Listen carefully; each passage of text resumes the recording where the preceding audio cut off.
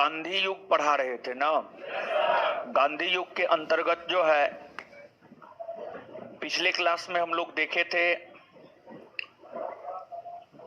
Simon commission आयोग। Simon commission आयोग के बाद नेहरू रिपोर्ट, और नेहरू रिपोर्ट के विकल्प के तौर पर मोहम्मद अली जिन्ना ने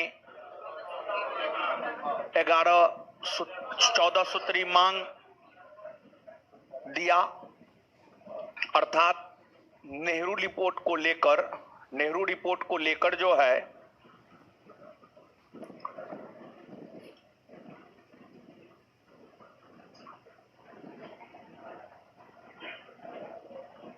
भारत के सभी राजनीतिक दल एकमत नहीं हो पाए, जिस कारण नेहरू रिपोर्ट का कोई महत्व नहीं रह गया और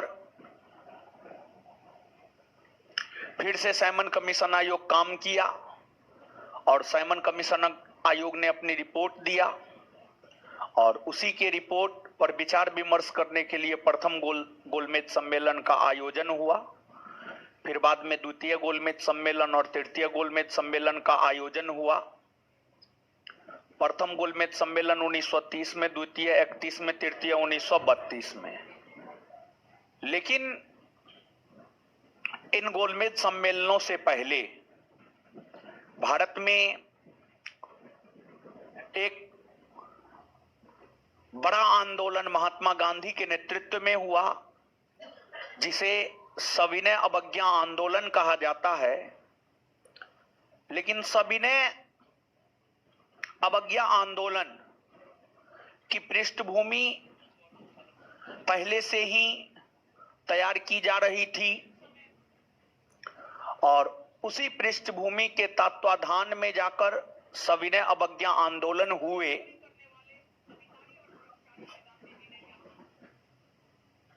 तो आज के सेशन में हम आपके साथ चर्चा 1929 के कांग्रेस के लाहौर अधिवेशन, महात्मा गांधी के 11 सूत्री मांग, सविनय अवज्ञा आंदोलन और सविनय अवज्ञा आंदोलन को समर्थन करने वाले, लाल कुर्ती आंदोलन, जिया तरंग आंदोलन, धरासना कांड और सविनय अवज्ञा आंदोलन के क्रम में जो 3 गोलमेज सम्मेलन हुए हैं और साथ ही साथ जो सांप्रदायिक पंचायत की घोषणा हुई है, ये जो तमाम घटनाएं हैं, इन तमाम घटनाओं की चर्चा आज हम आपके साथ करेंगे। तो आ जाइए, सबसे पहले 1929 के कांग्रेस का लाहौर अधिवेशन, वहीं से आगे बढ़ना है। वर्ष 1929 के विषय में आप सब लोग जानते हैं कि वर्ष 1929 में कांग्रेस का वार्षिक अधिवेशन लाहौर में हुआ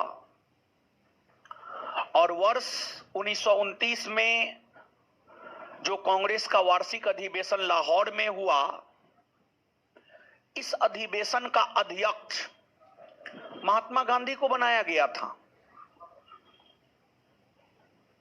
प्रस्ताव यह रखा गया था कि 1929 के लाहौर अधिवेशन की अध्यक्षता महात्मा गांधी करे। लेकिन महात्मा गांधी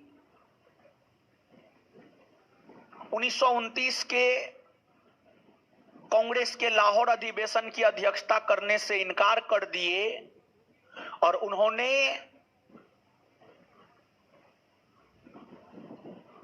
जवाहरलाल नेहरू को अध्यक्ष बनाया और जवाहरलाल नेहरू 1929 के लाहौर अधिवेशन की अध्यक्षता करते हुए पूर्ण स्वराज का प्रस्ताव रखा और पूर्ण स्वराज का प्रस्ताव जवाहरलाल नेहरू ने रखा ही नहीं, बल्कि उस पूर्ण स्वराज के प्रस्ताव को पारित भी करवाया और जवाहरलाल नेहरू ने नेहरू रिपोर्ट का विरोध किया, क्योंकि नेहरू रिपोर्ट में भारत को पूर्ण स्वराज दिए जाने की बात नहीं की गई थी, बल्कि नेहरू रिपोर्ट में भारत को डोमिनियन स्टेट्स का दर्जा देने का बात किया गया था। इसलिए पंडित जवाहरलाल नेहरू ने नेहरू रिपोर्ट का विरोध किया और पंडित जवाहरलाल नेहरू पूर्ण स्वतंत्रता के समर्थक थे, पूरी आजादी के समर्थक थे और पंडित जवाहरलाल नेहरू की अध्यक्षता में जो 1929 में लाहौर में कांग्रेस का वार्षिक अधिवेशन हुआ था, इस अधिवेशन में ही यह प्रस्ताव पारित कर दिया गया था कि आने वाले दिनों में महात्मा गांधी के नेतृत्व में सविनय अवज्ञा आंदोलन चलाया जाएगा। यह प्रस्ताव 1929 के लाहौर अधिवेशन में ही पारित कर दिया गया था और साथ ही साथ 1929 के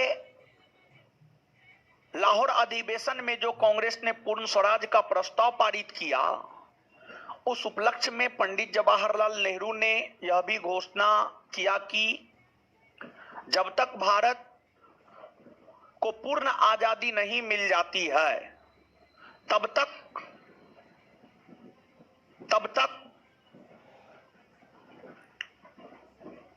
प्रत्येक वर्ष 26 जनवरी को स्वाधीनता दिवस के रूप में मनाया जाएगा। और पंडित नेहरू के इसी घोषणा के तहत पहली बार 26 जनवरी को वर्ष 1930 ईस्वी में पूरे देश के भीतर स्वाधीनता दिवस के रूप में मनाया गया। 26 जनवरी 1930 को पूरे देश के भीतर स्वाधीनता दिवस के रूप में मनाया गया और ठीक 4 दिन बाद 26 + 4 30 जनवरी और 31 जनवरी 30-31 जनवरी 1930 को महात्मा गांधी ने अपनी पत्रिका यंग इंडिया के जरिए ब्रिटिश सरकार से 11 प्रकार की मांग किया और महात्मा गांधी ने अपने पत्रिका यंग इंडिया के जरिए जो ब्रिटिश सरकार से 11 प्रकार की मांग किया, इसे 11 सूत्री मांग कहा जाता है। इसे 11 सूत्री मांग कहा जाता है और इस 11 सूत्री मांग के अंतर्गत गांधी जी ने अंग्रेजी सरकार से यह मांग किया कि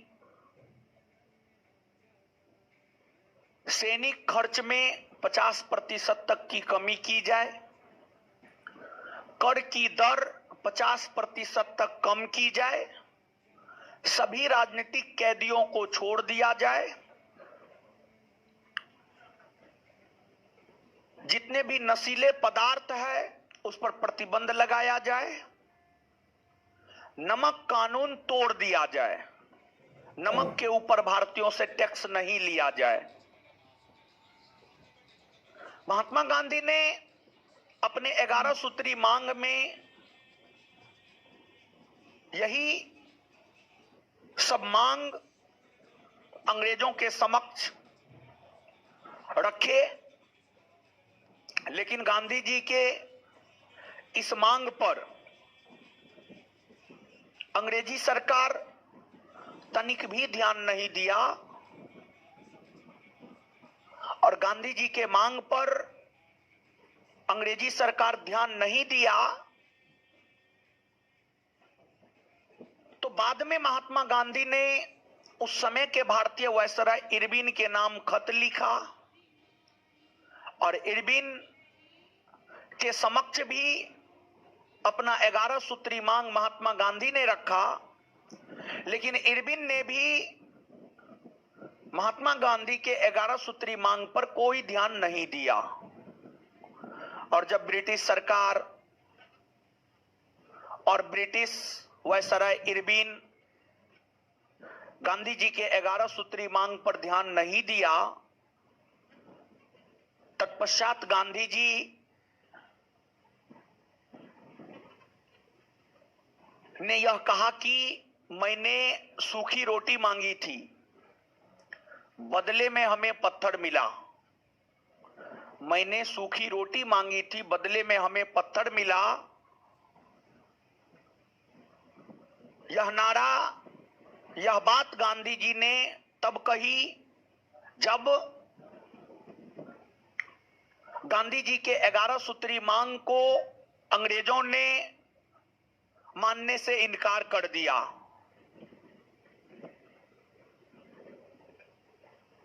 और फिर महात्मा गांधी ने फरवरी 1930 में साबरमती आश्रम में कांग्रेस वर्किंग कमेटी की बैठक बुलाई और उस बैठक में सविनय अवज्ञा आंदोलन चलाने को लेकर कार्य योजना तैयार हुआ। और फिर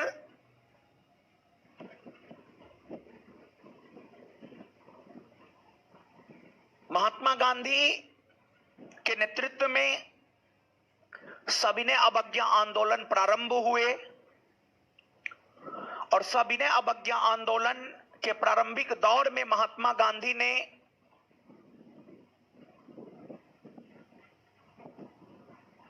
सर्वप्रथम दांडी मार्च का आयोजन किया या नमक सत्याग्रह का आयोजन किया। और उस नमक सत्याग्रह या दांडी मार्च की शुरुआत 12 मार्च 1930 से हुई है। दांडी मार्च या नमक सत्याग्रह भी सविनय अवज्ञा आंदोलन का ही एक पार्ट था, उससे अलग नहीं था, बल्कि सविनय अवज्ञा आंदोलन का ही एक पार्ट था। तो यहां पर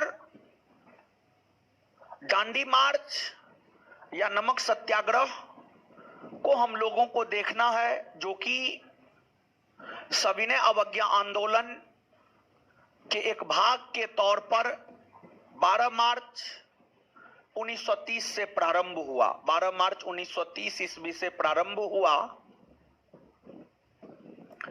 यहां तक जो बात परीक्षा के लिहाज से आप लोगों को याद रखना है, उसमें एक बात आपको यह याद रखना है कि कांग्रेस ने अपने किस अधिवेशन में सविनय अवज्ञा आंदोलन चलाए जाने के प्रस्ताव को पारित किया। तो इसका उत्तर होगा 1929 का लाहौर अधिवेशन। 1929 का लाहौर अधिवेशन। परीक्षा के लिहाज से एक ये पॉइंट महत्वपूर्ण है। फिर दूसरा, गांधी जी अपनी 11 सूत्री मांग किस पत्रिका के जरिए अंग्रेजों के समक्ष रखा? तो यंग इंडिया। और तीसरा, भारतवर्ष में सर्वप्रथम किस तिथि को और कब पूर्ण स्वाधीनता दिवस के रूप में मनाया गया? 26 जनवरी 1930। और किसने यह कहा है कि मैंने सूखी रोटी मांगी, बदले में हमें पत्थर मिला? महात्मा गांधी। और महात्मा गांधी ने यह बात किस संदर्भ में कहा है? तो महात्मा गांधी ने यह बात कि मैंने सूखी रोटी मांगी थी, बदले में हमें पत्थर मिला, यह बात महात्मा गांधी ने तब बोला जब गांधी जी के 11 सूत्री मांग पर अंग्रेजी सरकार और भारतीय वायसराय इरविन ने कोई ध्यान नहीं दिया।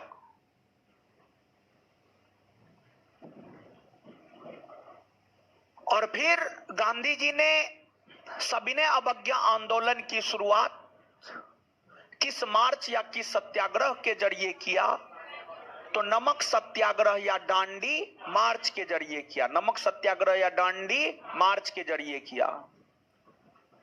परीक्षा के लिहाज से अभी तक जो बताए हैं उसमें से यही 4-5 पॉइंट है जो कि आपको याद रखने हैं। ये 3-4-5 पॉइंट जो हमने आपको बताया है, रिवाइज करवाया, परीक्षा के लिहाज से यही 4-5 पॉइंट जो है आपको याद रखना है। आशा करते हैं एक बार समझा भी दिए हैं, दूसरा परीक्षा के लिहाज से ये सब महत्वपूर्ण था, ये भी बता दिए हैं। आशा करते हैं दिमाग में कुछ गया होगा, और दिमाग में कुछ गया है तो जवाब दीजिए।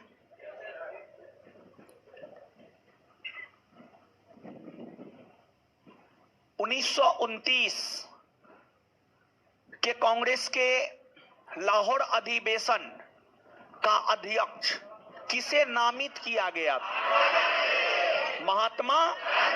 लेकिन उन्होंने अध्यक्षता की, किसे अध्यक्ष बना था? जवाहरलाल नेहरू।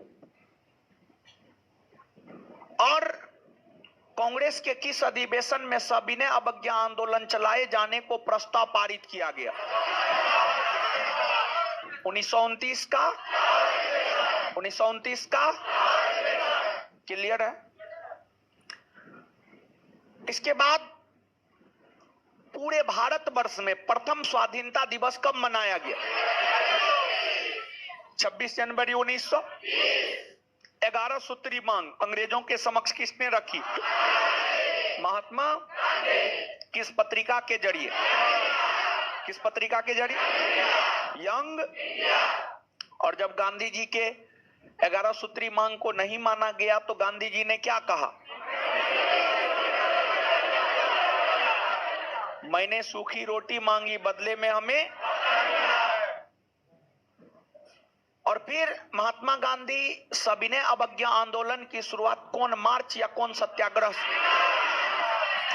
डांडी मार्च या नमक सत्याग्रह। अब यहां से हम लोग आगे बढ़ते हैं। डांडी मार्च कहिए या नमक सत्याग्रह कहिए, एक ही बात है। दोनों अलग नहीं है, बल्कि दोनों एक ही बात है। महात्मा गांधी ने जो ब्रिटिशों के समक्ष 11 प्रकार की मांग रखी, जिसे 11 सूत्री मांग कहा गया, उस 11 सूत्री मांग में गांधी जी ने एक मांग यह भी रखा कि नमक कानून को समाप्त कर दिया जाए, अर्थात भारतीयों से जो नमक के ऊपर टैक्स लिया जाता है, कर लिया जाता है, उस कर को समाप्त कर दिया जाए, उस कर को समाप्त कर दिया जाए। महात्मा गांधी जब डांडी मार्च की शुरुआत करने वाले थे तो उस समय गांधी जी साबरमती आश्रम में रह रहे थे। साबरमती आश्रम में रह रहे थे। और साबरमती आश्रम में रहते हुए महात्मा गांधी ने नमक कानून को तोड़ने के लिए ही दांडी मार्च की योजना बनाए और गांधी जी गुजरात के साबरमती आश्रम से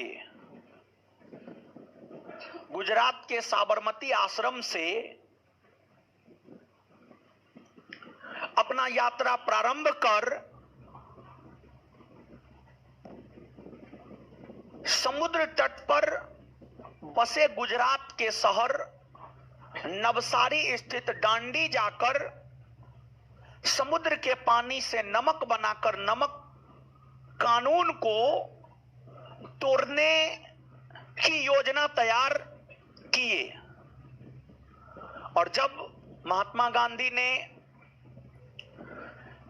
इस योजना को तैयार किया तो योजना तैयार करने के बाद महात्मा गांधी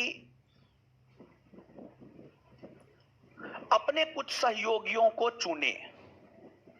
गांधी जी कुल 78 सहयोगी को चुने, 78, पूरे भारतवर्ष से।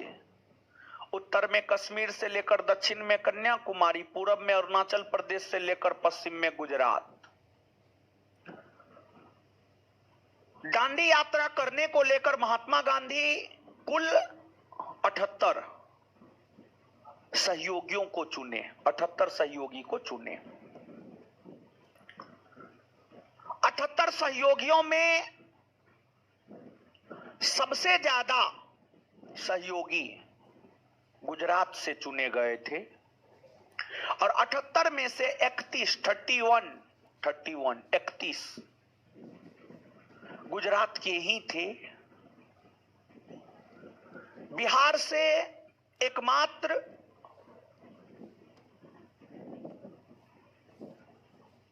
नेता को चुना गया था, उसका नाम था कारो बापू उर्फ गिरिपत चौधरी। गांधी जी जो 78 स्वयंसेवक के साथ दांडी मार्च किए, उस दांडी मार्च में गुजरात के सबसे अधिक प्रतिनिधि थे। बिहार से एकमात्र प्रतिनिधि थे कारो बापू उर्फ गिरिपत चौधरी।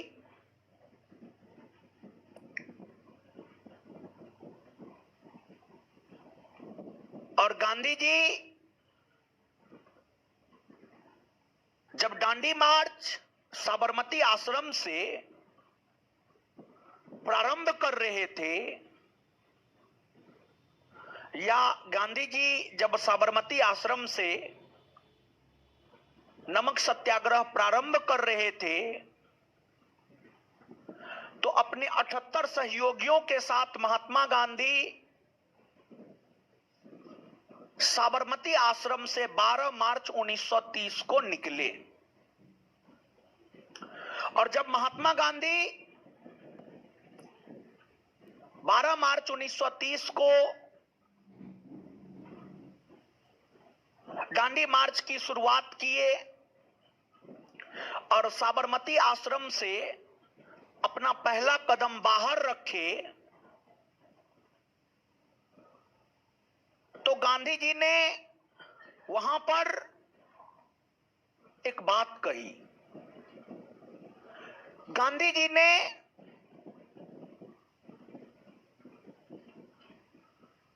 यह कहा कि अब मैं दोबारा साबरमती आश्रम में तब कदम रखूंगा जब मैं भारत को ब्रिटिश हुकूमत से आजादी दिला दूंगा। गांधी जी जब 12 मार्च 1930 को साबरमती आश्रम से दांडी मार्च की शुरुआत किए और साबरमती आश्रम के बाहर अपना पहला कदम रखे तो उन्होंने कहा कि अब मैं दोबारा तब इस साबरमती आश्रम में अपना कदम रखूंगा जब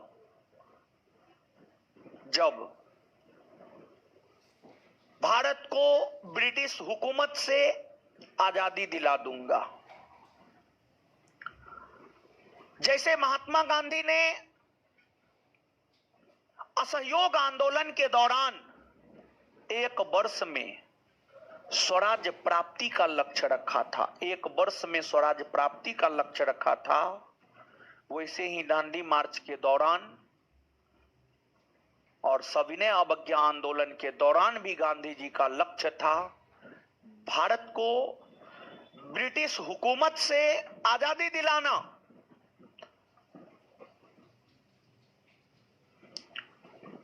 गांधी जी अपने 78 सहयोगियों के साथ साबरमती आश्रम से निकले, आगे बढ़ते गए। गुजरात के सैकड़ों गांव से होकर गांधी जी गुजरे और गांधी जी जिस भी गांव से गुजर रहे थे, गांधी जी के उस दांडी मार्च में लोग जुड़ते जा रहे थे, और इस दांडी मार्च के दौरान कुछ समय के लिए गांधी जी को गिरफ्तार भी कर लिया गया था। और दांडी मार्च के दौरान जब गांधी जी को कुछ समय के लिए गिरफ्तार कर लिया गया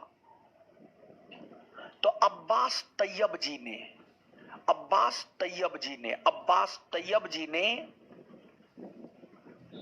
दांडी मार्च को अपना नेतृत्व प्रदान किया। अब्बास तैयब जी ने दांडी मार्च को अपना नेतृत्व प्रदान किया और दांडी मार्च के क्रम में मीडिया के लोगों ने गांधी जी से पूछा कि आप इस मार्च में अमेरिका, रूस, ऑस्ट्रेलिया, चीन जैसे देशों से क्या चाहते हैं? इन देशों से आप किस प्रकार का मदद चाहते हैं?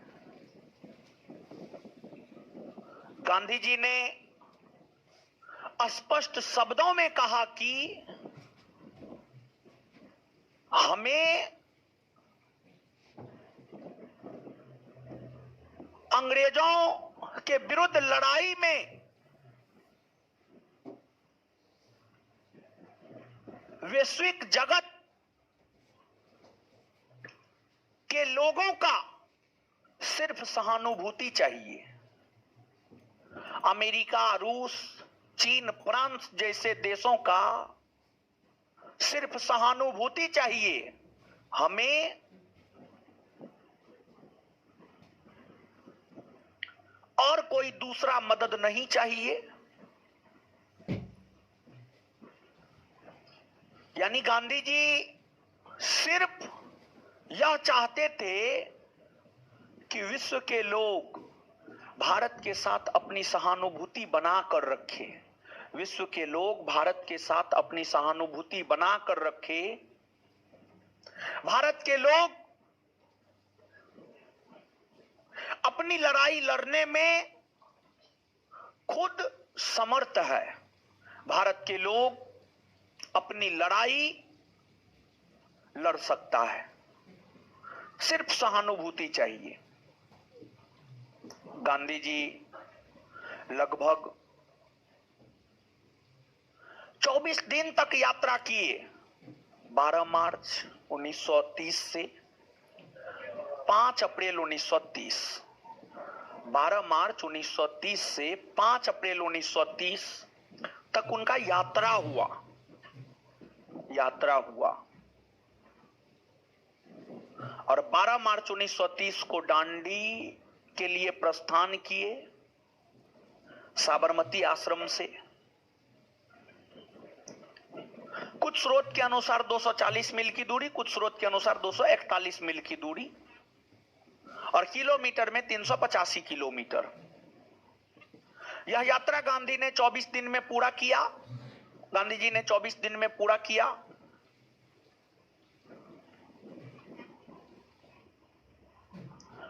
और फिर गांधी जी 6 अप्रैल 1930 को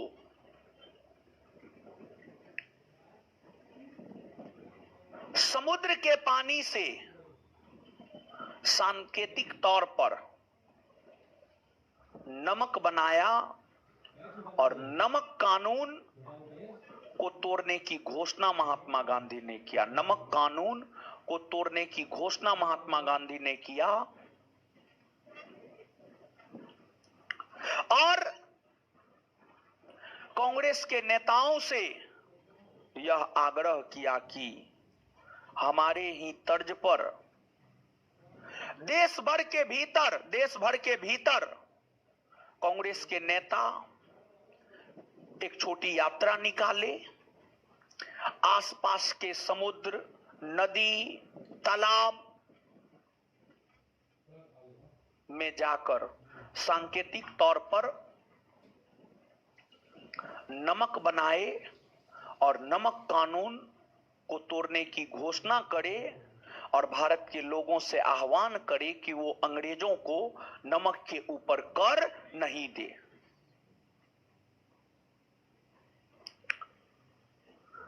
गांधी जी का जो दांडी मार्च हुआ था, उस दांडी मार्च की तुलना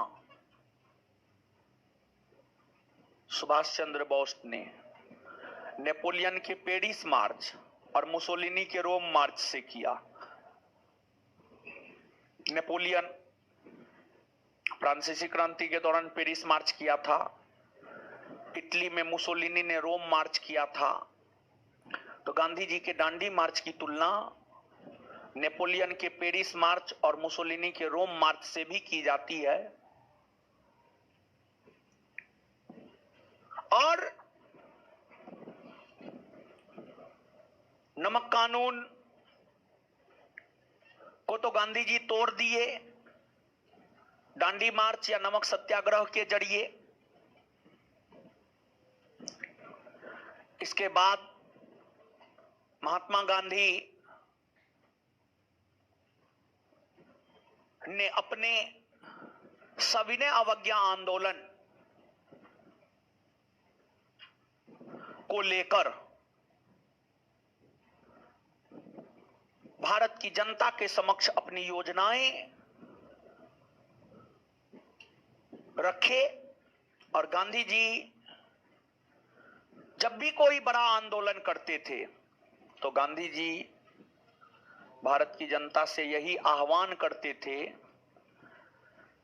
विदेशी वस्तुओं, विदेशी वस्त्रों का बहिष्कार किया जाए, विदेशी स्कूलों, विदेशी कॉलेजों का बहिष्कार किया जाए। गांधी जी इस बात को समझते थे, अंग्रेज व्यापारी है, उसका व्यापार भारत में नष्ट होगा, वो अपने बोरा बिस्तर समेट कर चल जाएगा। इसलिए गांधी जी अपने हर आंदोलन के दौरान यह आह्वान जरूर करते थे कि विदेशी वस्तुओं का बहिष्कार किया जाए, विदेशी वस्त्रों का बहिष्कार किया जाए। और सविनय अवज्ञा आंदोलन के दौरान भी गांधी जी ने यह आह्वान देश के लोगों से किया और गांधी जी के आह्वान पर विदेशी वस्त्रों का भारत के लोगों ने परित्याग करना शुरू किया।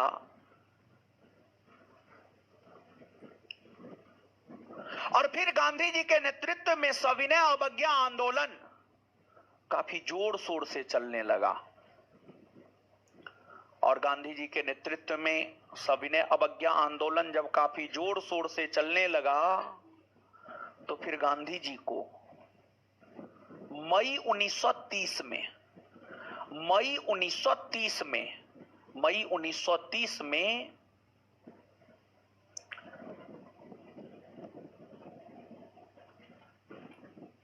गांधी जी को गिरफ्तार कर जेल में बंद कर दिया गया।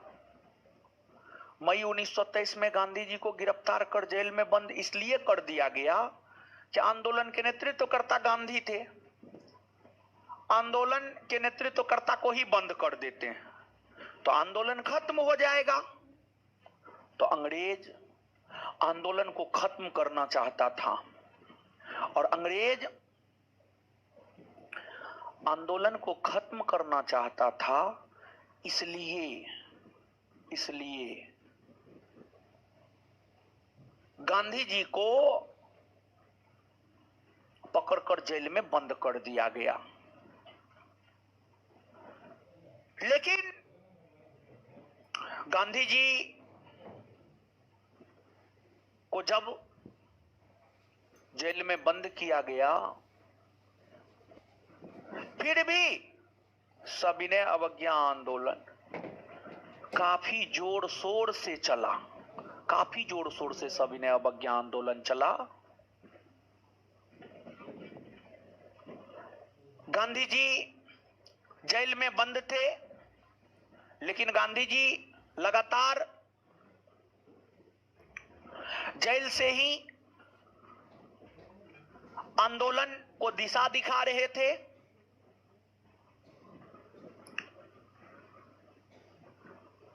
और नवंबर 1930 ईस्वी में लंदन में प्रथम गोलमेज सम्मेलन आयोजित हुए। साइमन कमीशन आयोग पर विचार विमर्श करने के लिए, साइमन कमीशन आयोग की रिपोर्ट पर विचार विमर्श करने के लिए नवंबर 1930 में प्रथम गोलमेज सम्मेलन का आयोजन हुआ।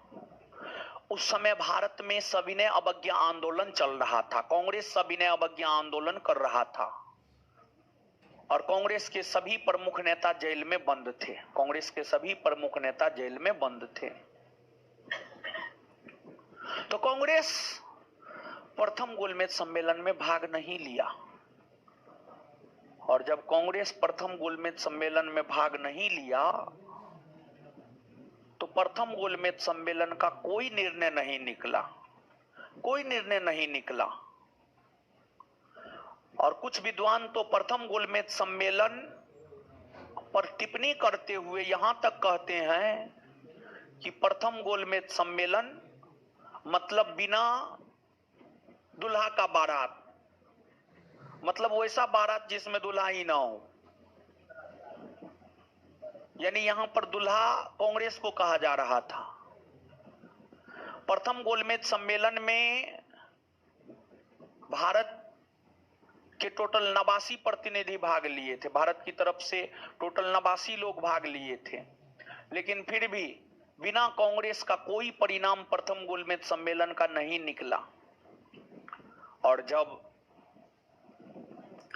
कांग्रेस के नहीं होने से प्रथम गोलमेज सम्मेलन असफल हो गया, तो फिर अंग्रेजी सरकार महात्मा गांधी के साथ समझौता करने को तैयार हो गए और महात्मा गांधी के साथ समझौता करने को लेकर ही गांधी जी को जेल से रिहा कर दिया गया।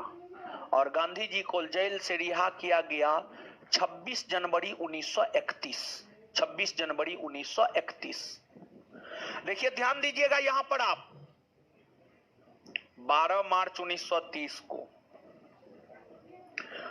सविनय अवज्ञा आंदोलन डांडी मार्च से शुरू हुआ। 6 अप्रैल 1930 को महात्मा गांधी ने नमक कानून को तोड़ा। मई 1930 में गांधी जी को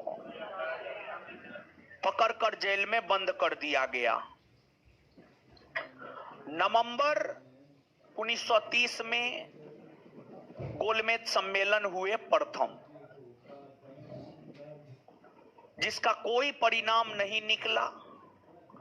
तब गांधी जी को जनवरी 1931 में जेल से रिहा कर दिया गया और अंग्रेज प्रयास करने लगे कि कांग्रेस और गांधी के साथ समझौता हो जाए ताकि द्वितीय गोलमेज सम्मेलन सफल हो सके,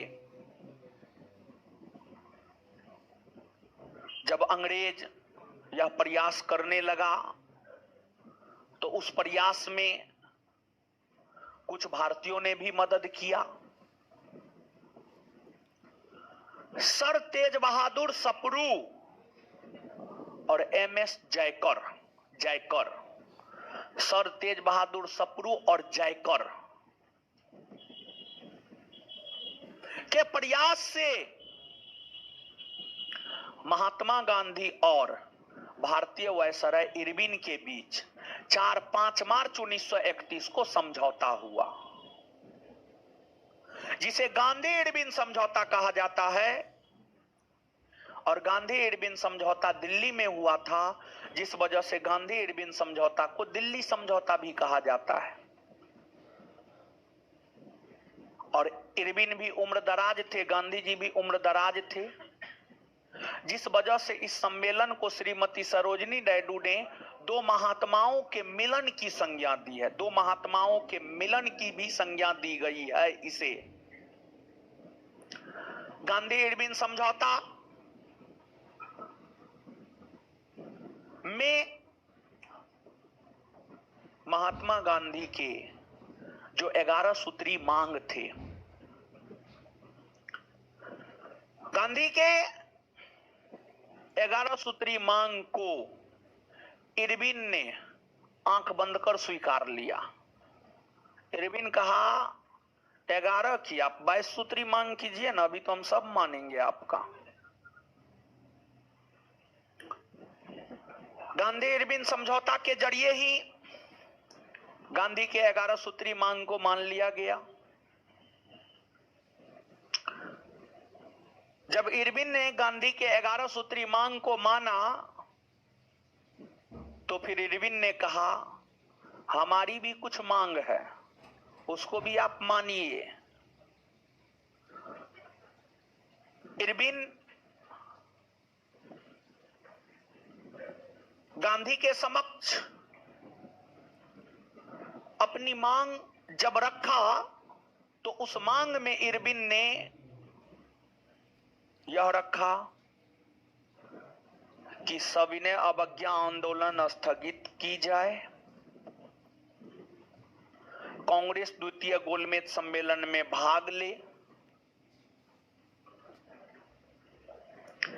ये तमाम प्रकार की मांग इरविन ने गांधी जी के समक्ष रखा। गांधी जी ने भी इरविन के इन मांगों को स्वीकार किया और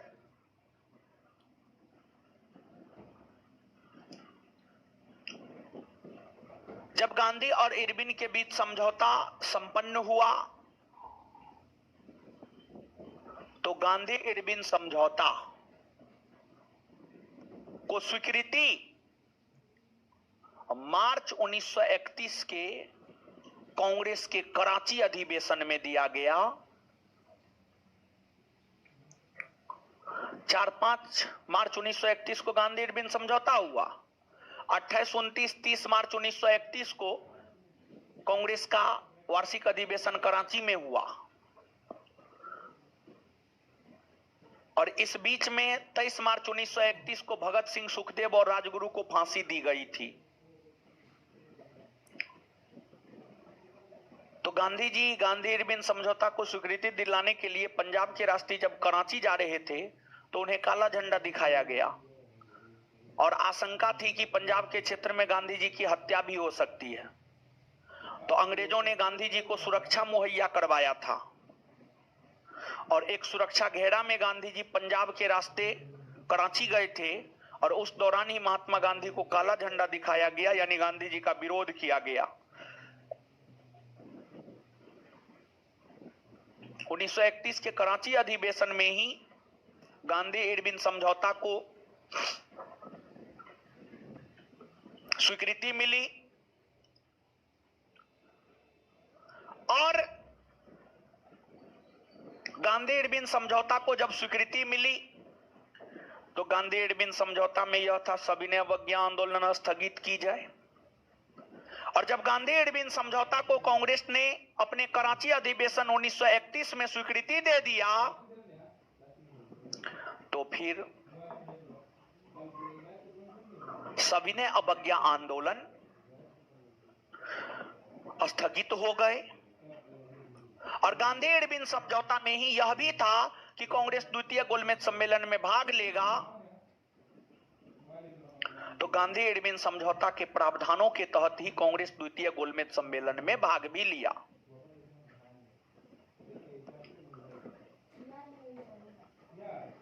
कांग्रेस द्वितीय गोलमेज सम्मेलन में भाग लेने को तैयार हुआ तो अब सवाल यह उठ खड़ा हुआ कांग्रेस के समक्ष कि गांधी इरविन समझौता में कांग्रेस के तरफ से भाग लेने के लिए जाएगा कौन। कांग्रेस के सभी नेता इस बात को समझ रहे थे कि अगर कोई गया और काम गड़बड़ हुआ तो गांधी उसको लताड़ेगा, गांधी उसको छोड़ेगा नहीं। तो कांग्रेस के सभी नेताओं ने सर्वसहमति से कहा हम नहीं तो हम नहीं तो हम नहीं, और सब कहा बाबा आप ही जाइए। और कांग्रेस के सभी नेताओं ने सर्वसहमति से गांधी जी को ही द्वितीय गोलमेज सम्मेलन में भाग लेने को तैयार किया। फिर गांधी जी द्वितीय गोलमेज सम्मेलन में भाग लेने के लिए लंदन गए। और जब गांधी जी द्वितीय गोलमेज सम्मेलन में भाग लेने के लिए लंदन गए थे तो गांधी जी के साथ श्रीमती सरोजिनी नायडू, उनका बेटा देवदास गांधी,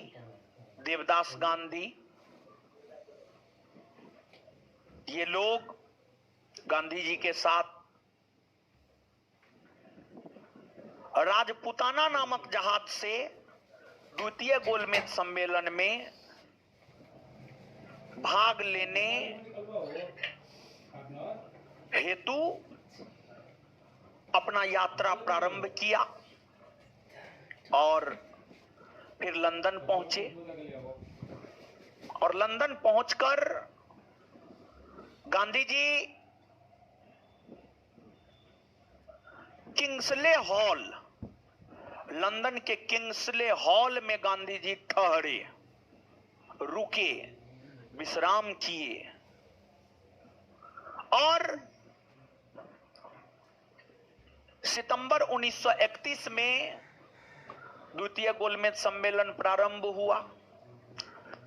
गांधी जी द्वितीय गोलमेज सम्मेलन में कांग्रेस की तरफ से लंदन पहुंचकर अपनी बात रखना चाहते थे। गांधी जी गोलमेज सम्मेलन में जब उपस्थित हुए तो गांधी जी ने यह देखा कि गोलमेज सम्मेलन में मुद्दा को भटकाने का प्रयास किया जा रहा है, मुद्दा को भटकाने का प्रयास किया जा रहा है। जो मूल मुद्दा था गोलमेज सम्मेलन, बात उस पर नहीं हो रहा था बल्कि अलग अलग चीजों पर बात हो रहा था। तो गांधी जी ने भी अपनी बात रखी कि भारत को डोमिनियन स्टेट का दर्जा दिया जाए, भारत को डोमिनियन स्टेट का दर्जा दिया जाए। गांधी जी ने जब यह मांग रखी तो गांधी जी की मांग को भी अंग्रेज पूरा नहीं करना चाहता था। इस वजह से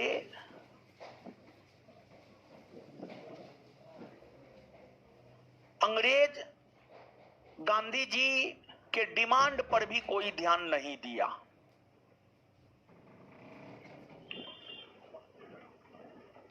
और कुछ समय बाद गांधी जी को लगा कि इस गोलमेज सम्मेलन से कुछ होना जानी नहीं है, हमारी मांग तो मानी नहीं जा रही है, तो इससे कुछ होना जानी है नहीं। बीच में ही गांधी जी द्वितीय गोलमेज सम्मेलन से एग्जिट कर गए।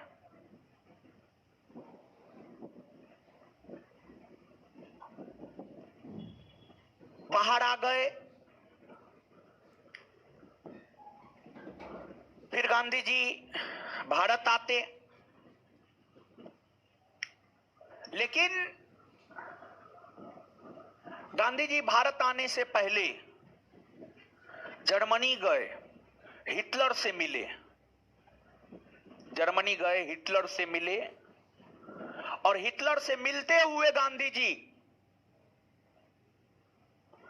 ब्रिटेन और जर्मनी एक दूसरे का कट्टर दुश्मन था उस समय, तो गांधी जी हिटलर से जाकर मिले। यानी अंग्रेज को दिखाना चाहते थे कि आप ये मत सोचिए कि हम सत्य अहिंसा कहते हैं तो हमेशा सत्य अहिंसा पर ही रहेंगे। हम हिटलरों से मिल सकते हैं, और हिटलर से मिल सकते हैं मतलब हिटलर की नीति को हम अपना भी सकते हैं। गांधी जी फिर दिसंबर 1931 में भारत पहुंचे। भारत पहुंचने के बाद गांधी ने कहा कि मैं खाली हाथ वापस आया हूं, लेकिन भारत ने जो हमें झंडा दिया, उस झंडा को नीचे हमने झुकने नहीं दिया। मतलब हम भारत का आवाज बुलंद करने के लिए लंदन गए थे, भारत के आवाज को बुलंद किए, लेकिन हमारी बात नहीं मानी गई तो हम बीच में छोड़कर आ गए। मतलब खाली हाथ आए हैं। उस गोलमेज सम्मेलन का कोई परिणाम लेकर के हम नहीं आए हैं, हम खाली हाथ आए हैं। लेकिन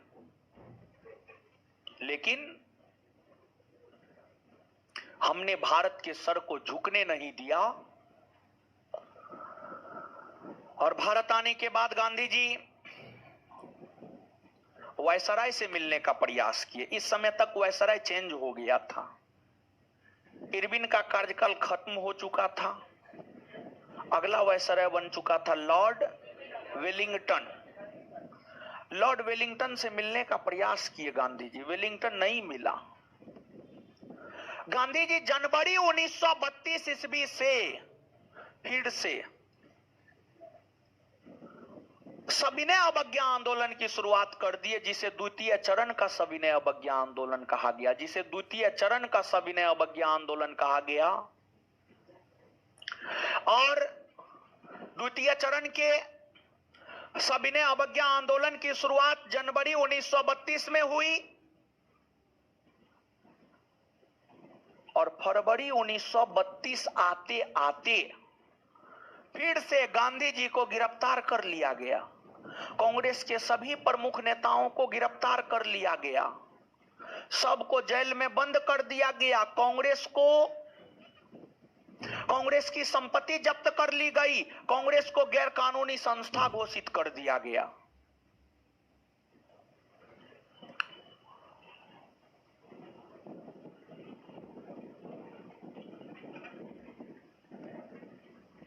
लेकिन जब ये सब घटनाएं घटित हुई तो तो इन घटनाओं के घटित होने के बावजूद भी द्वितीय चरण का सविनय अवज्ञा आंदोलन चलता रहा, लेकिन बिना किसी परिणाम के द्वितीय चरण का सविनय अवज्ञा आंदोलन अप्रैल 1934 आते आते खत्म हो गया। अप्रैल 1934 आते आते द्वितीय चरण का सविनय अवज्ञा आंदोलन भी खत्म हो गया, अर्थात सविनय अवज्ञा आंदोलन खत्म हो गया। आंदोलन का लक्ष्य था भारत को स्वराज्य दिलवाना, लेकिन यह आंदोलन भी भारत को स्वराज्य नहीं दिलवा पाया, मतलब यह आंदोलन भी असफल हो गया। और इस आंदोलन के असफल होने के बाद सुभाष चंद्र बोस ने तो यहां तक कह दिया कि अब गांधी खत्म, अब गांधी का कैरियर खत्म, अब गांधी चौपट, अब गांधी से कुछ नहीं हो सकता है।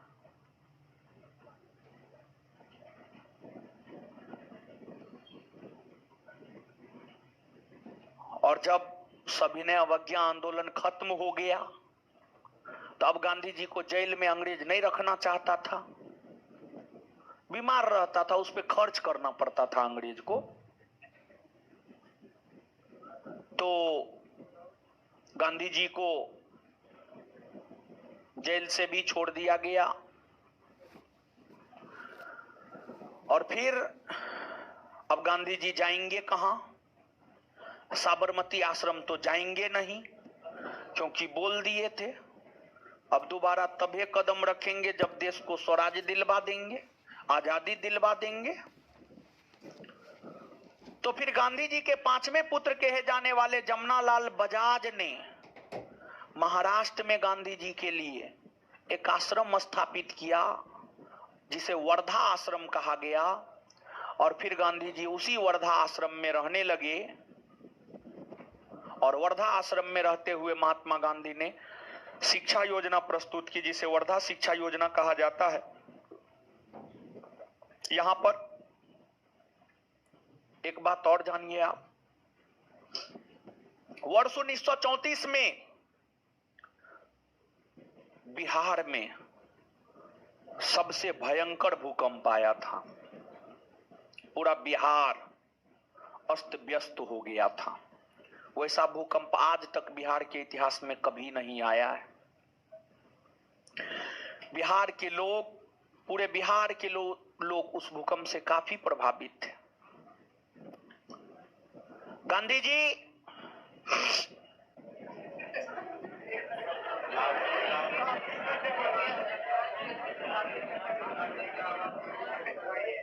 तो वहां के लोगों ने जब गांधी जी को कहा हम आपको लाठी देंगे, तो गांधी जी ने कहा हम आपका लाठी तब एक्सेप्ट करेंगे जब आप हमसे एक वादा करेंगे। तो वहां के लोगों ने कहा एकदम, आपकी हर बात मानेंगे हम। तो फिर वहां के लोगों से गांधी जी ने यह कहा कि आप अंग्रेजों को लाठी देना बंद कर दीजिए। वहां के लोगों ने स्वीकार किया, कहा ठीक है नहीं देंगे अंग्रेज को लाठी। और जब वहां के लोगों ने इस बात को स्वीकार किया तो फिर महात्मा गांधी वहां के लाठी को एक्सेप्ट किए।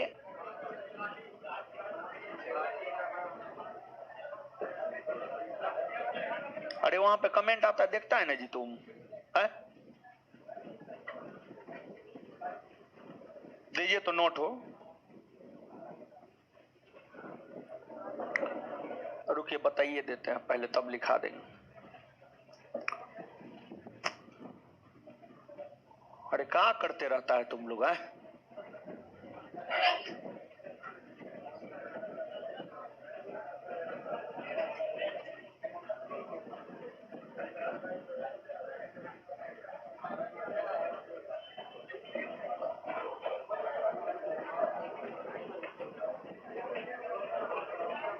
चल रहा है जी। हाँ देखो वहां पे कमेंट देखो, छूटा नहीं ना ये सब का कुछ है।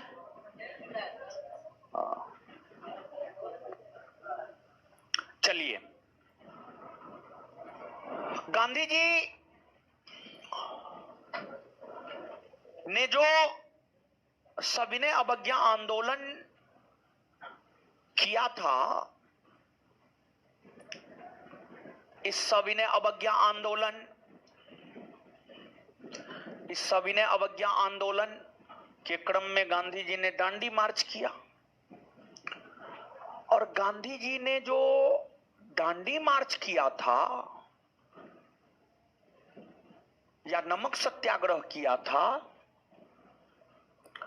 उस नमक सत्याग्रह की सबसे बड़ी घटना धरासना कांड माना जाता है। धरासना कांड माना जाता है। क्या है धरासना कांड? देखिए, मुंबई में धरासना एगो जगह था,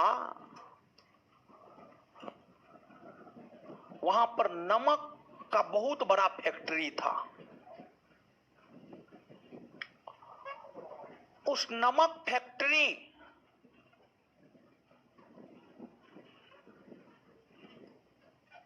को श्रीमती सरोजिनी नायडू के नेतृत्व में जाकर धरासना नमक फैक्ट्री जो था, उस धरासना नमक फैक्ट्री को श्रीमती सरोजिनी नायडू के नेतृत्व में जाकर ध्वस्त कर दिया गया।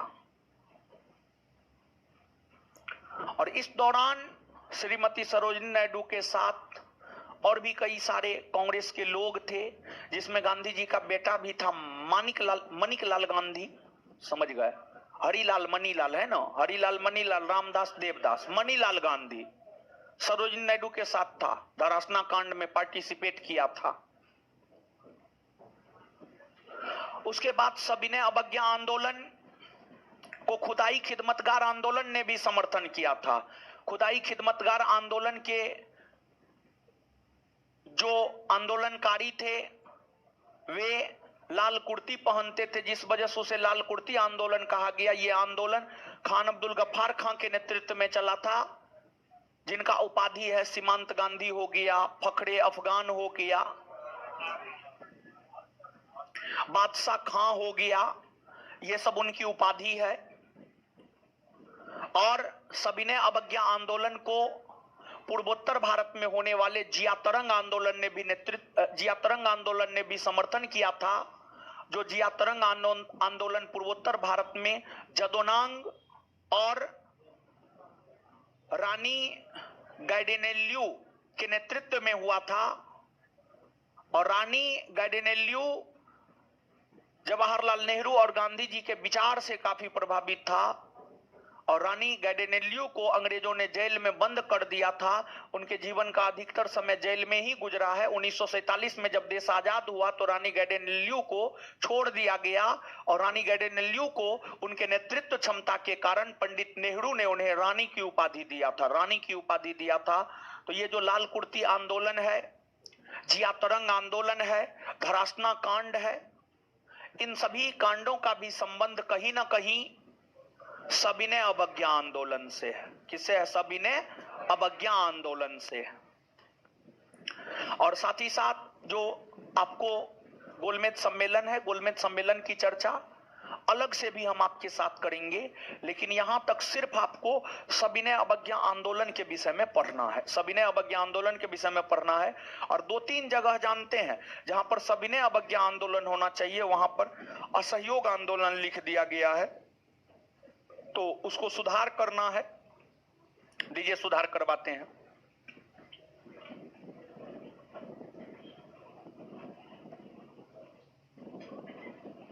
सुधार कीजिए तो थोड़ा सा।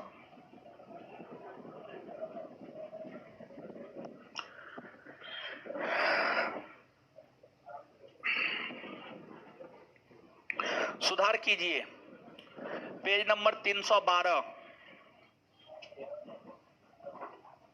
पेज नंबर 312 ये ना जी, हाँ पेज नंबर 312 में देखिए, सविनय अवज्ञा आंदोलन है ना जी। लास्ट से दूसरा पॉइंट,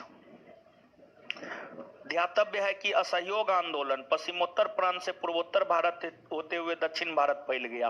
असहयोग आंदोलन नहीं होगा, यहाँ पर सविनय अवज्ञा आंदोलन होगा, यहाँ पर सविनय अवज्ञा आंदोलन होगा। ये सुधार कीजिएगा, सुधार लिए आए। चलिए आगे अगले पेज पर आइए, पेज नंबर 313। असहयोग आंदोलन का विस्तार एवं उसके समर्थक आंदोलन। असहयोग आंदोलन की जगह पर सविनय अवज्ञा आंदोलन होगा। असहयोग आंदोलन के स्थान पर सविनय अवज्ञा आंदोलन होगा।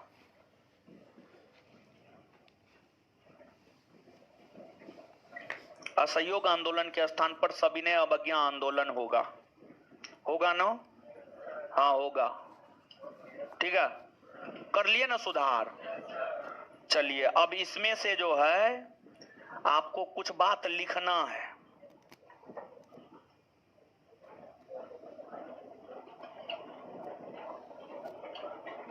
लिखिए,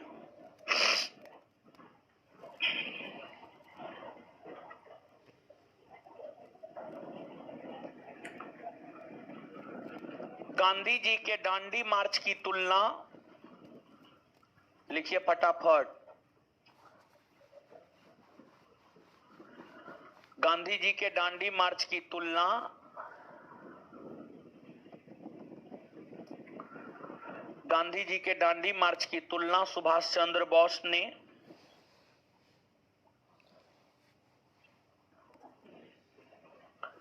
गांधी जी के दांडी मार्च की तुलना सुभाष चंद्र बोस ने नेपोलियन के पेरिस मार्च नेपोलियन के पेरिस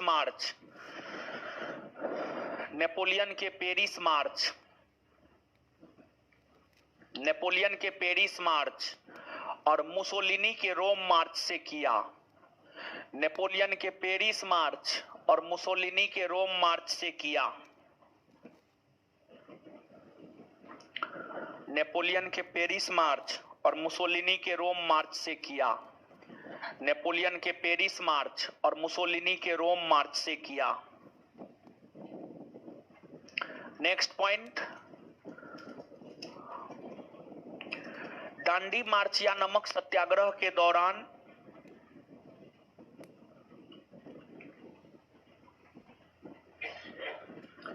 गांधी जी के क्या लिखे हैं? दांडी मार्च या नमक सत्याग्रह के दौरान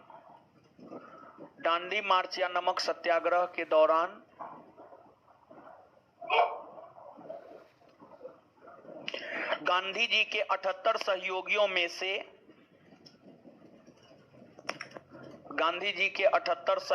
में से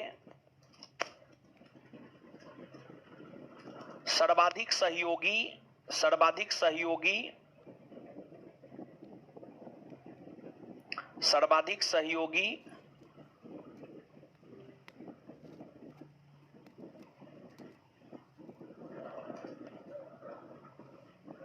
गुजरात प्रांत से थे, कॉस्ट में 31।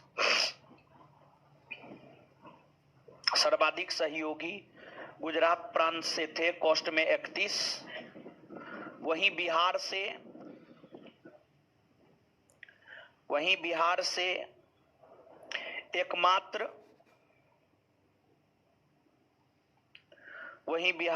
एकमात्र कारो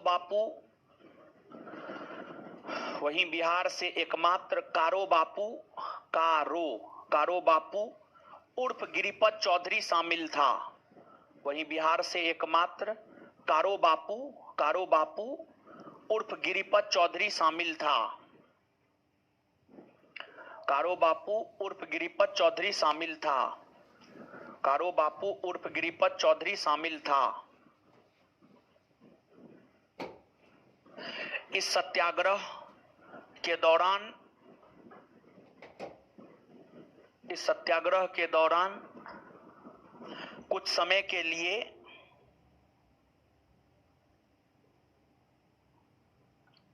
जब गांधी जी को गिरफ्तार कर लिया गया था,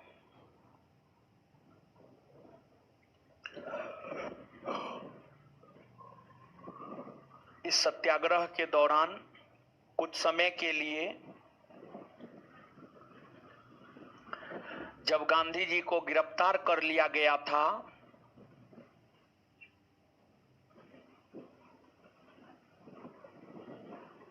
तो अब्बास तैयब जी ने नेतृत्व संभाला था। तो अब्बास तैयब जी ने नेतृत्व संभाला था। तो अब्बास तैयब जी ने नेतृत्व संभाला था।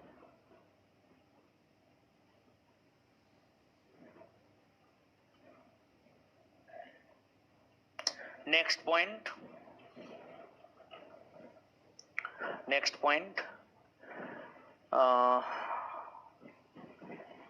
दांडी मार्च के दौरान गांधी जी ने मीडिया को संबोधित करते हुए यह कहा कि दांडी मार्च के दौरान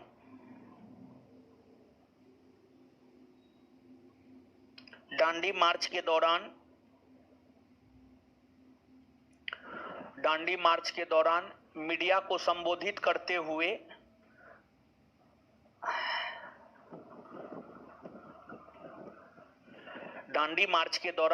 को संबोधित करते हुए गांधी जी ने कहा कि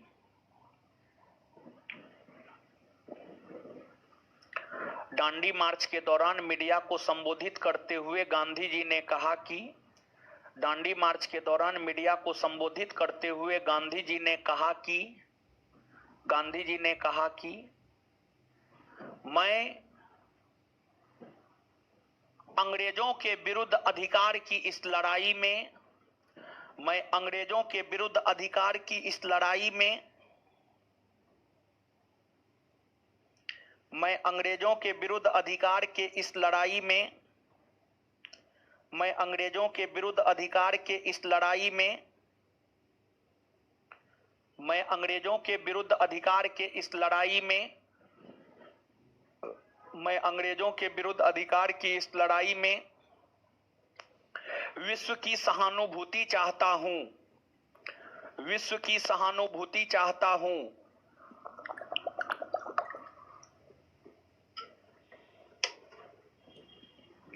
विश्व की सहानुभूति चाहता हूं। मैं अंग्रेजों के विरुद्ध अधिकार के इस लड़ाई में विश्व की सहानुभूति चाहता हूं, विश्व की सहानुभूति चाहता हूं, चाहता हूं, चाहता हूं।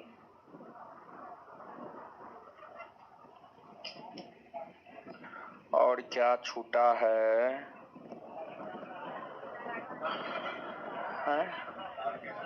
और लाठी, अच्छा लिखा देंगे।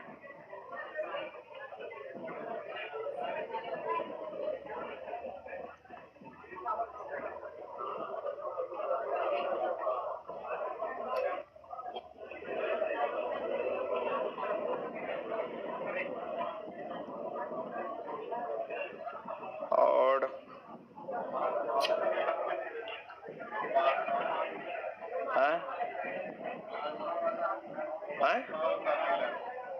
ओ हाँ, लिखिए तो।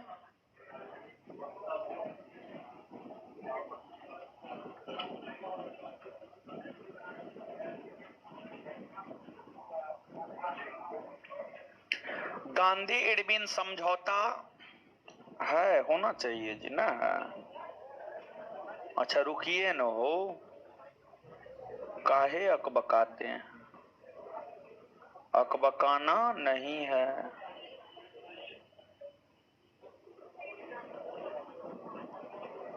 हाँ लिखिए,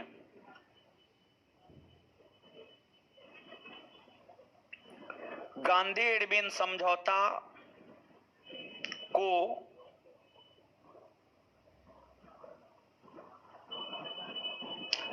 गांधी इरविन समझौता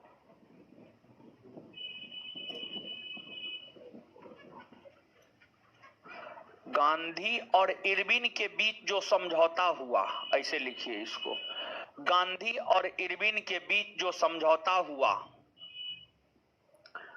गांधी और इरविन के बीच जो समझौता हुआ,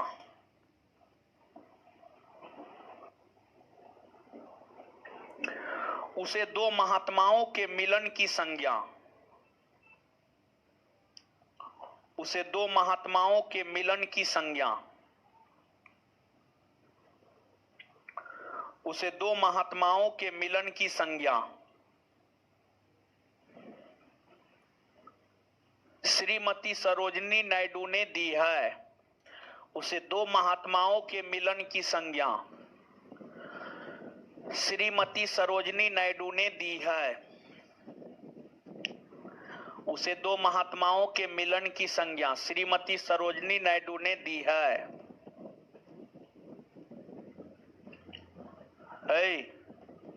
आइए, अब अभी तक जो बताए हैं परीक्षा के लिहाज से जितना महत्वपूर्ण है, पहले जो थोड़ा बताए थे वो तो याद करवा दिए ना जी, उतना याद है ना।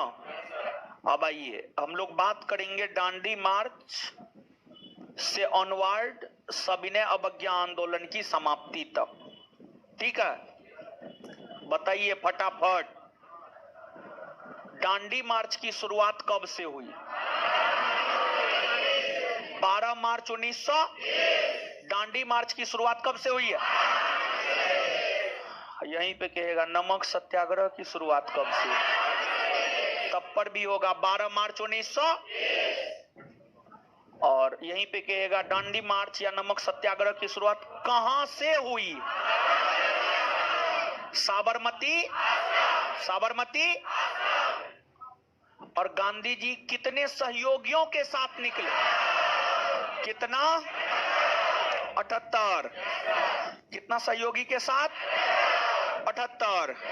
सबसे ज्यादा कहां का था? कहां का? बिहार से।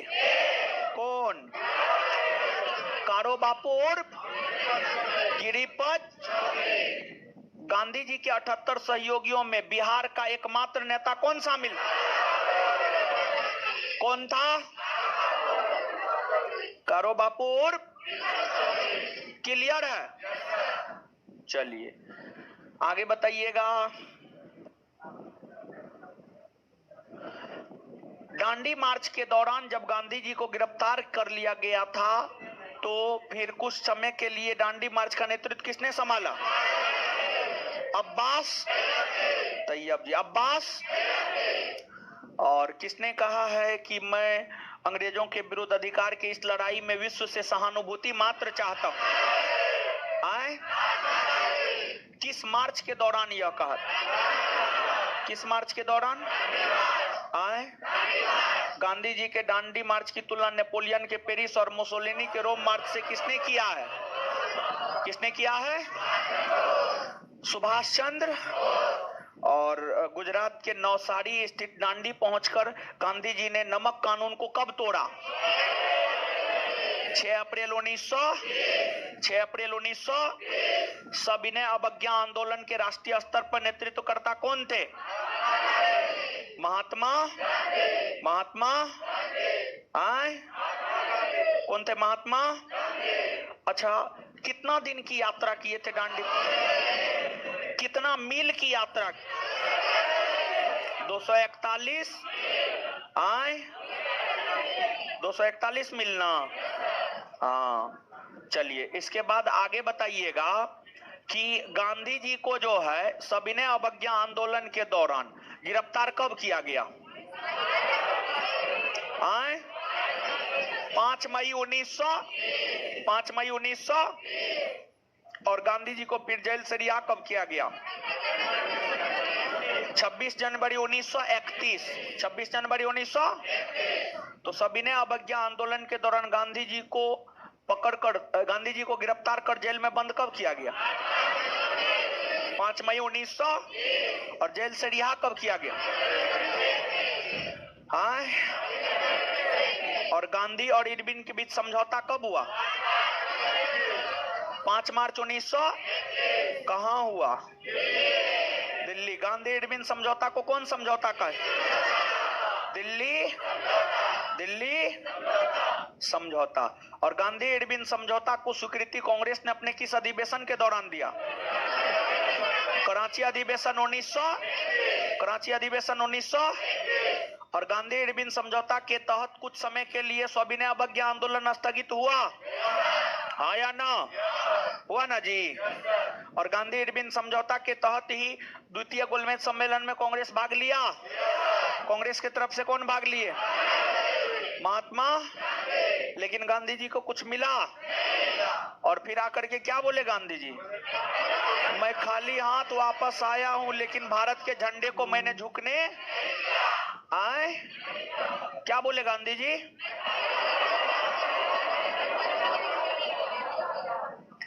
और फिर जो है आपको सविनय अवज्ञा आंदोलन 1934 आते आते खत्म हुआ, आया ना? हुआ ना जी। और सविनय अवज्ञा आंदोलन के दौरान खुदाई खिदमतगार या लाल कुर्ती आंदोलन हुआ था जी। जिया तरंग आंदोलन हुआ था। दरसाना कांड हुआ था। अच्छा, लाल कुर्ती आंदोलन या खुदाई खिदमतगार आंदोलन कौन चलाया था?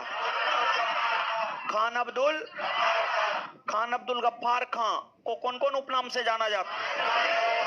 सीमांत गांधी, बादशाह खां। और जिया तरंग आंदोलन किसके नेतृत्व में हुआ? यदुनांग और रानी गाइडेनल्यू। यदुनांग और रानी गाइडेनल्यू को रानी की उपाधि किसने दिया? धरासना कांड का नेतृत्व कौन की थी? श्रीमती सरोजनी क्लियर। आए ठीक है, पढ़ लीजिएगा इसमें क्या क्या देखिए बता रहे हैं। सविनय अवज्ञा आंदोलन से लेकर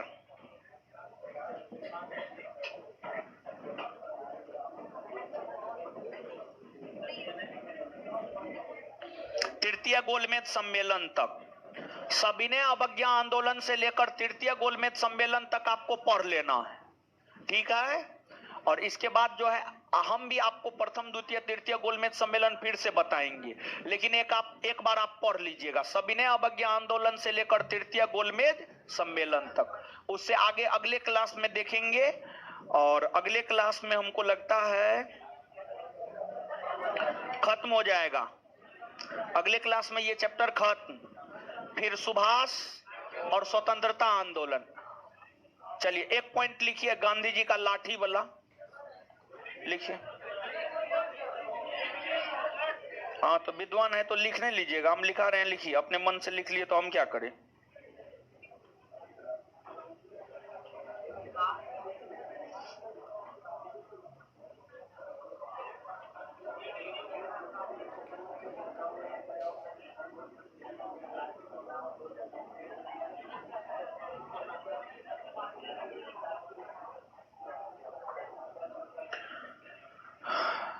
बिहार में सबसे भयंकर भूकंप 1934 ईस्वी में आया था। जैसे लिखा रहे लिखिए, अपना दिमाग मत लगाइए।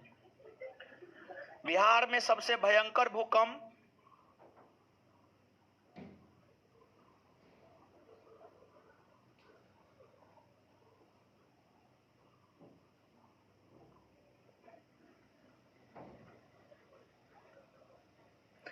बिहार में सबसे भयंकर भूकंप 1934 ईस्वी में आया था।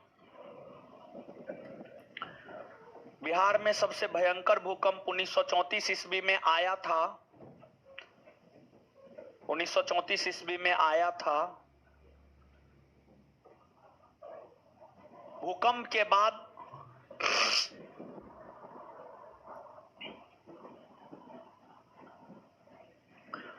महात्मा गांधी बिहार की यात्रा पर आए थे। भूकंप के बाद महात्मा गांधी बिहार की यात्रा पर आए थे।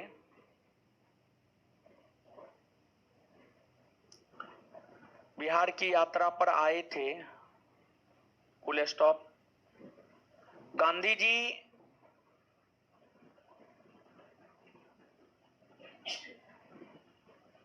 जी मुंगेर के घोरघट गांव, तो तभी से तो बोल रहे थे लिख लिए। अब घोरघट गांव नहीं लिखने आता है, आज नहीं लिखेंगे बोर्ड पे कुछ नहीं, गलती है लिखिए आप।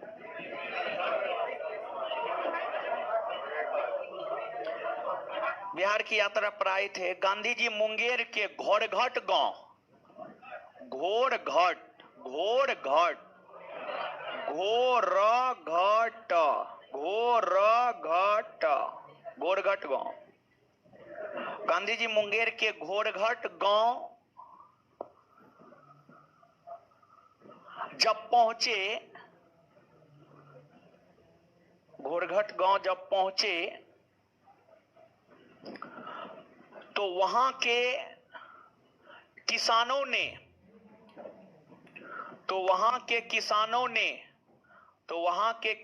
ने गांधी जी को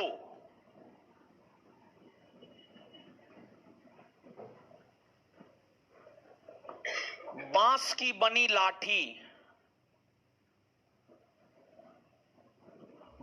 बनी लाठी भेंट स्वरूप प्रदान किया। बांस की बनी लाठी भेंट स्वरूप प्रदान किया।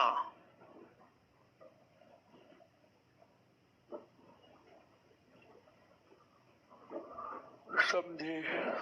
ठीक है। तो आज इतना ही, इससे आगे अगले क्लास में ही खत्म हो जाएगा। और उसके बाद जो है सुभाष चंद्र बोस, उसका भी तो नोट दे ही ना दिए, नोट दे दिए तो निकाल लिए ना आप लोग। दीजिए होमवर्क। क्या था जी? लास्ट 50 क्वेश्चन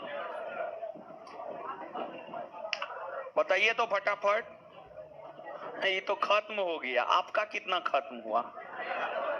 सवाल ये है आपका कितना खत्म हुआ? आपका भी पूरा खत्म हो? हाँ, ऐसा नहीं आप ही ना खत्म हो जाए। बताइए दंत क्षय का कारण क्या है? बैक्टीरिया जनित संक्रमण। भाप के इंजन का आविष्कार किसने किया? जेम्स। जब किसी माध्यम का ताप बढ़ता है तो उस माध्यम में प्रकाश का वेग अपरिवर्तित। ग्लोबल वार्मिंग के लिए कौन जिम्मेदार? Carbon die. गैल्वेनीकृत लोह चादरों पर किसकी परत चढ़ी? जस्ता। वॉशिंग सोडा किसका सामान्य नाम है? सोडियम। फणीश्वर नाथ रेणु का जन्म कहाँ हुआ था? पूर्णिया में। पटना हाईकोर्ट का गठन कब हुआ? 1900। अंतर्राष्ट्रीय महिला दिवस कब मनाया जाए? 8। संयुक्त राष्ट्र संघ का मुख्यालय कहाँ है? वेलिंगटन कप किस खेल से संबंध है?